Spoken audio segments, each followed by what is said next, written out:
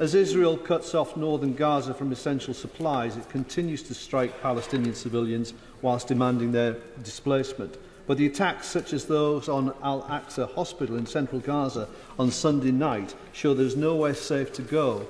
The sight of a patient on an IV drip burning to death in the flames of an airstrike on the tents of refugees will be the abiding image of this genocide. So the 400,000 or so civilians left without food or supplies in northern Gaza are increasingly subject to airstrike, artillery and small arms fire from Israeli forces.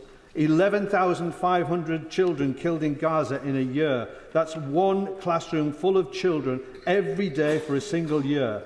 And in Lebanon, we see Israeli strikes killing civilians, but now we hear, in addition to invading UNIFIL posts, there are reports of attacks of UNIFIL forces of a chemical nature. As to UNIFIL, I acknowledge the Foreign Secretary's call to Israel and all parties to uphold their obligations, but repeatedly calling on Israel to uphold their obligations has no impact. Unless forced to change, Israel continue to commit further outrages and breaches of international law in the Lebanon, in West Bank, and its starvation and targeting of civilians in Gaza. And even Lord Cameron has today talked about individual sanctions for far-right Israeli ministers. Will the Foreign Secretary consider those and other measures? A partial arms embargo has not stopped the attacks on civilians either.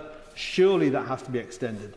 The government told me in a written answer that the US government manages the sale of F-35 aircraft to Israel and the F-35 global supply chain. So in the interest of protecting civilians in Gaza, I ask the government to open discussion with the US to remove Israel from the end-use destinations of the F-35 global supply chain.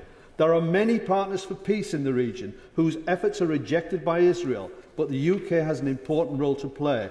So given recognition of Palestine is a prerequisite for peace and not a byproduct of it, is it not now time to join the global majority in doing so? Minister.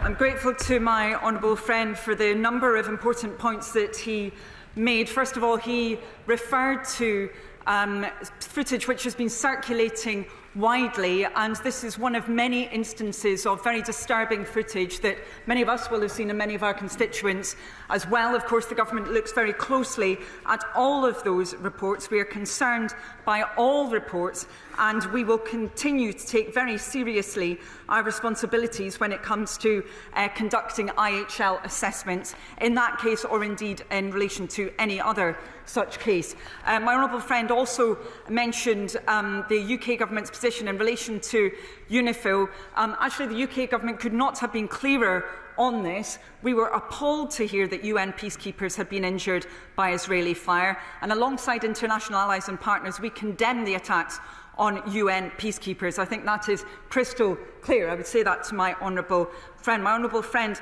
also referred to the issue of Palestinian statehood and recognition. The UK is working with partners to support a path to long-term peace and stability with a two-state solution at its heart. That means a safe and secure Israel alongside a viable and sovereign Palestinian state. And we want to be clear, Palestinian statehood is the right of the Palestinian people. It is not in the gift of any neighbour, and it's also essential to the long-term security of Israel. Thank you.